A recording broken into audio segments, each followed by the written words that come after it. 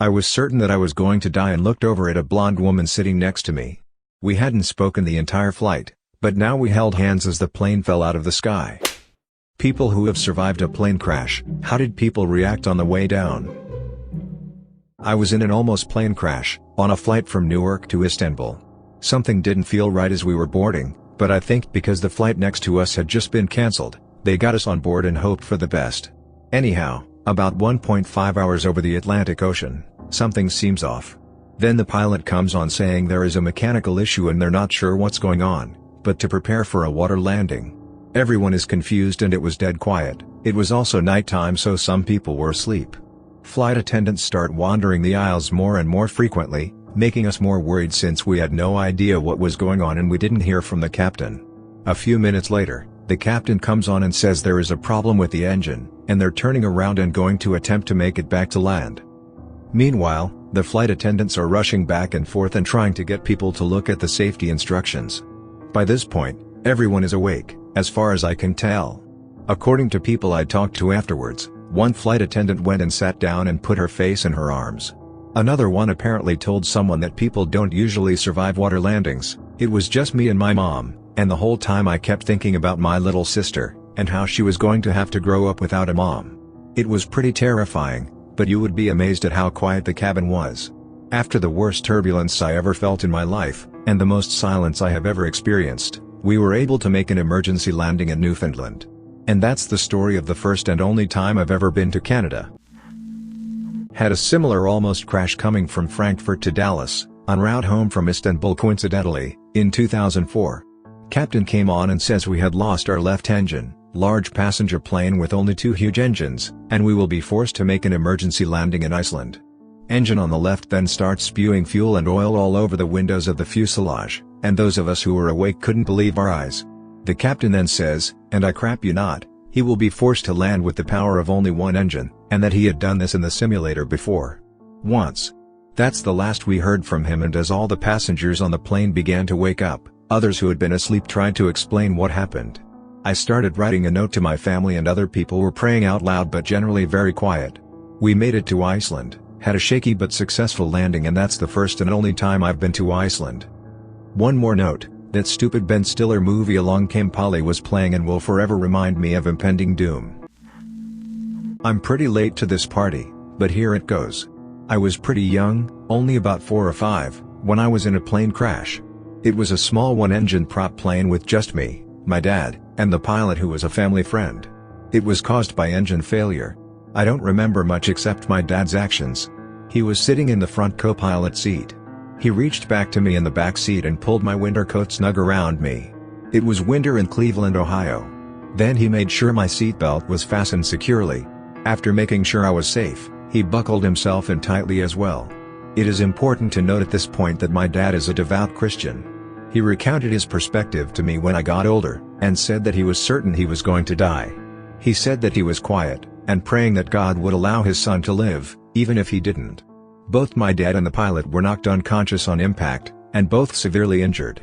Dad regained consciousness first and heard me crying in the back of the plane. He told me that his first thoughts were a mix of panic and relief. He panicked, thinking the pilot was probably dead and he has to get out of the wreckage, but he has some relief because my crying meant I was alive. In the end, all three of us best the odds and survived. Not really a plane crash, but an emergency landing. I was on a Southwest flight landing in Minneapolis. First thing that tipped me off that something was wrong was when I checked my phone, and we were 20 minutes late and hadn't started our descent, nor had we received an announcement from the cockpit. There was nothing I could do, so I went back to reading my book. A few minutes later I saw something I had never seen before and hoped to never see again. The steward came running to the back of the plane where I was sitting, at full speed with a look of panic on his face. A minute later the steward announced that our flaps wouldn't extend and that we would have to make an emergency landing in Minnesota, after we burned off some fuel. While we burned off fuel, they had safety briefings for those in emergency rows. Since I was in the very back of the plane and had an aisle seat, I would be responsible for opening the right-hand door while the steward handled the left-hand door. I had time to get a signal and text my wife. Almost everyone else was doing the same. It was quiet in the plane, no one freaked out or panicked. During the landing they had us brace in crash positions. As for the landing itself, it was the smoothest landing I've ever had, The captain was a real pro and put the plane down with the lightest touch, even though he was way above his normal landing speed. On the way off the plane I saw him in the cockpit. He was soaked in sweat and you could tell he was physically and mentally exhausted. I think it was then that it sunk in for me just how much danger we really had been in. My landing made the evening news and I saw it on TV that night in my hotel room. Funny thing was, a few months later I received a letter from Southwest denying any emergency took place on that flight. Edit. Many have asked me what I said to my wife. Basically I texted that I loved her and my newborn son with all my heart. I never text that kind of message, so she immediately asked what was going on. All I could reply was can't talk, bad stuff, and I'd text her on the ground. She told me she never wants to get a text like that again. It was the longest 20 minutes of her life before I texted on the ground. Felt like less than a minute to me though. I finally get to tell this story. I was flying with a friend in northern Minnesota and had to make an emergency landing in a field. It was windy and as he was making the descent, gusty wind screwed him up and came down angled. When we came down, he cut his face on the console or stick, and was out of it. I was fine, got out of the plane, pulled my friend out, and we grabbed the go back from the storage area. Tried our cell phones, but his had a cracked screen, bad, and mine got no service. He had called on the radio before the crash and had told the emergency services guy that we were making an emergency landing. I got on the radio and called that we just crashed, and my friend was hurt badly. National Guardsmen had to come get us. I wasn't so scared when he told me that we would have to make a landing, but was nervous. I had the jitters and had my eyes on my feet the whole time. When he told me the wind was too strong, I got scared. He couldn't get the nose back up and told me to brace. I had my hands on both sides of the plane, it was tandem-style seating, and started praying. I was in a helicopter crash, everyone was silent during the ordeal, other than the pilot who was like everything is fine, crap, nope it's okay, look for the lake to ditch. We were coming down from a mountain cabin, flying by sight when fog rolled in, the pilot started swaying left and right to find something to get a bearing in the whiteout, and he found something, the trees. I will never forget going from total dizzying whiteness to cedar tree branches pressed up against the plexi wind now, the sound of chop chop chop, the smell of Christmas, smelled like fresh cut Christmas tree, I swear, and then the loudest horn ever and a big red light on the dash that said stall. I was in co-pilot seat. Somehow we managed to spot a rock by the lake, and the pilot slammed it down hard, but amazingly nobody hurt and the smoke from the engine never turned to flame. We were very lucky, and that pilot didn't fly in BC again. He flew power lines in AB after that where one doesn't have sudden whiteouts. I was in a commercial jet that fell from cruising altitude. It was a small jet flying on a now defunct airline. We had just started the descent when the plane tilted and dropped out of the sky. Nose was pointed nearly straight down. I was sitting in the aisle. People were screaming, yelling out, but I can't remember the words. All kinds of crap was flying through the cabin and the flight attendant was nowhere to be seen. My brother and dad were in the seats behind me. I remember thinking about how sad my mom was going to be, and then looking out at the window at the ground. After what seemed like an eternity, the pilot was able to regain control and the plane started to right itself again, for about 15 to 30 seconds, before starting another uncontrolled descent. It was more terrifying the second time around, the ground was far closer. I was certain that I was going to die, and looked over at a blonde woman about my age sitting next to me. We hadn't spoken the entire flight, but I reached out in some impulsive desire for human contact at the end, and we held hands as the plane fell out of the sky. I can remember looking at her face briefly, she was crying. As the ground started approaching and you could make out things like trees and houses, I felt a sense of peace fall about me. Death seemed to be certain but I didn't care. It seemed like it was going to be quick and painless, but I remember being surprised that it was going to all end this way. Then we started to feel the pilot struggling with the plane, and it started to right itself again, and for a second time the plane pulled out of the dive. It was still incredibly bumpy, and people were crying and screaming out at every round of turbulence. Everyone was waiting for the next and final dive. When we landed, the young woman and I were still holding hands. People were dead quiet. What was surreal was that the flight attendant got on the microphone when we reached the gate and thanked us for flying on that crappy airline and hoped we would fly again. They brought a bus out and one of the pilots came out with us. He didn't say a word, but his knee was shaking uncontrollably. To explicitly answer your question, some people scream and panic in those last few minutes. Others seem to accept the inevitable. In the moment it seems like there isn't much that you can do, It's all in the pilot's hands. I hate flying now. Plane didn't crash, but I sure as hell thought it was going to. I was flying back from Colorado back home to New Jersey. Plane started to descend quickly in the middle of the flight. Everyone looks around confused. Flight attendant is talking to someone on the phone PA system, then immediately sprints to her seat and buckles in. Oxygen masks drop down. More confusion, then everyone freaks out and puts the masks on. Plane is still dropping quickly. I look around to see kids are crying. I see an older couple holding hands, and a man listening to something on his headphones. Apparently there is a channel on the radio where you can listen in on the captain's radio. I listen in and hear the captain refer to all of us as 100-something souls on board. I think that was the scariest part for some reason. I'm sure it's normal to refer to people as souls, but in that context it was haunting. Ended up having to emergency land in Chicago. Never found out why the plane malfunctioned, but we all got free drinks on the next flight. I was flying to Iraq and the C-5 caught fire. Some electrical problem, and smoke started to fill the cabin. A C-5 is a huge bird, and it's also weird because you fly facing the back. So the cabin is filling with smoke and we are somewhere over the ocean. The whole time I'm thinking, we have tons of weight and war machines in the belly, and if we hit water we are sinking immediately. Some Air Force guys are walking around the cabin and tell us to reach in the pocket in front of us to grab the oxygen bags. I was expecting a yellow cup that resembled a muzzle, but I pull out a red bag with an elastic band around the neck area. I place it over my head and pull the string, then my eyes start burning like hell. As far as the reaction from us soldiers, we were in the 82nd Airborne Infantry, so we were used to jumping out of airplanes and wanted parachutes. But obviously they didn't have that many. We were all pretty calm, this being our second deployment, the first to Afghanistan no more than 2 months prior. We were all pretty much expecting death at any moment and were joking around. I think a few of the guys were playing keep away with the airbags. We ended up making an emergency landing in Spain at an Air Force base, and had to stay for 3 days while they repaired the bird. The entire time we were on lockdown because the Air Force didn't trust infantry soldiers from the 82nd. When I was in my crash last summer, no one said anything, until the pilot said something right before the wing started to hit trees. The cockpit was silent except for the sounds of the wing, the prop hitting the ground, and the crunching of sheet metal when we ended up in the trees. Upon stopping, the silence was broken when the "everyone okay?" question started.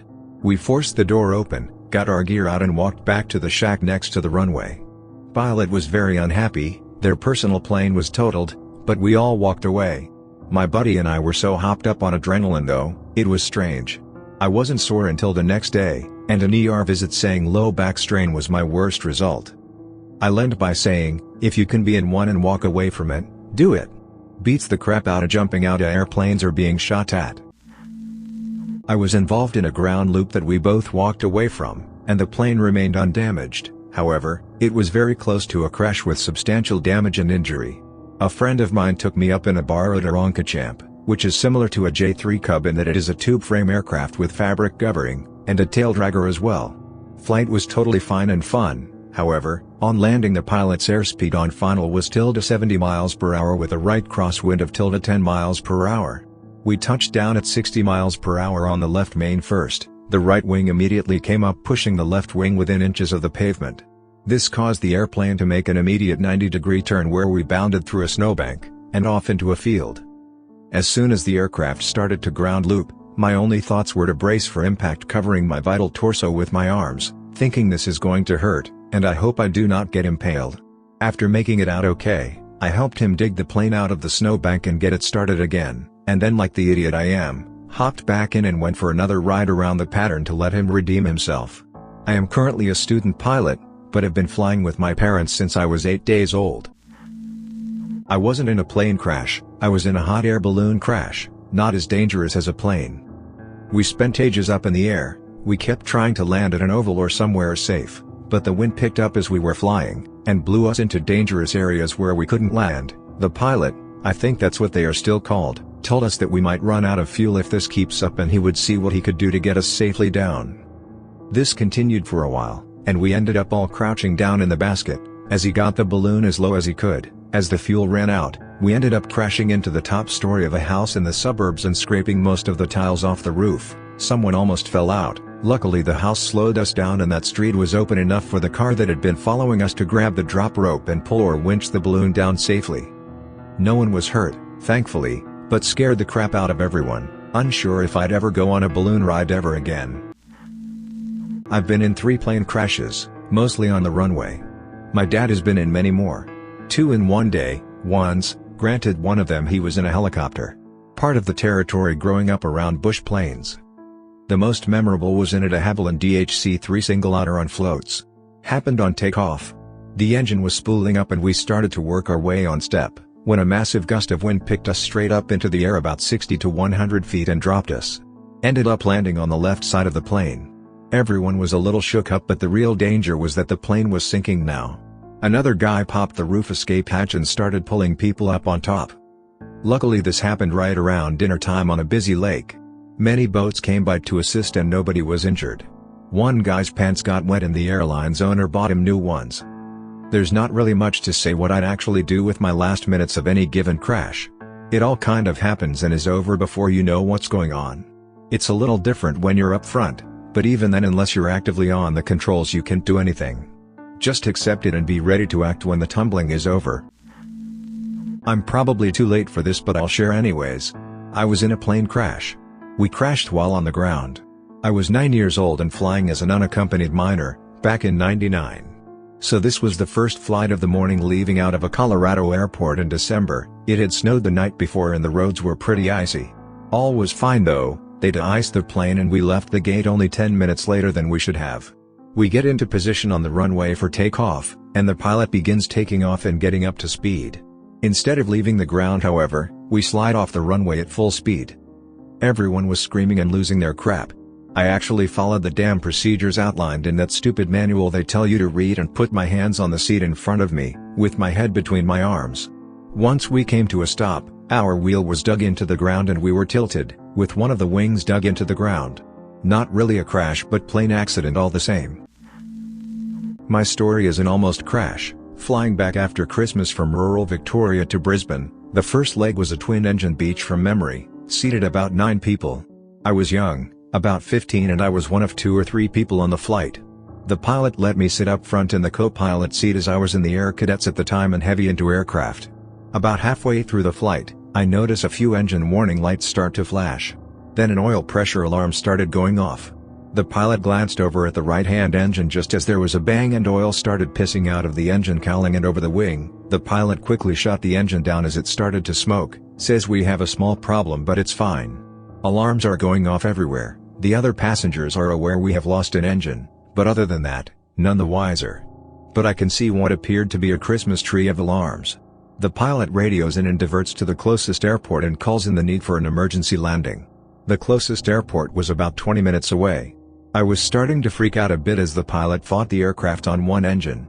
As we get closer, I glance over at the pilot and see he is filling out a F in maintenance form, strongly worded. Even at 15 I couldn't help but laugh at the situation. Fast forward to the landing, he nails the touchdown and we all get off. Pilot buys us lunch while a maintenance crew looks at the engine. Turns out it was a cheap valve or something that had failed. About 2 hours later we were cleared to fly and finish the trip, albeit quite nervous. Thanks for listening to another episode of Radio TTS. This was by far the most interesting video I have ever made. At least from my point of view. Hit the subscribe button and let me know in the comments what you know about plane crashes. And tell me if you have been in a similar situation.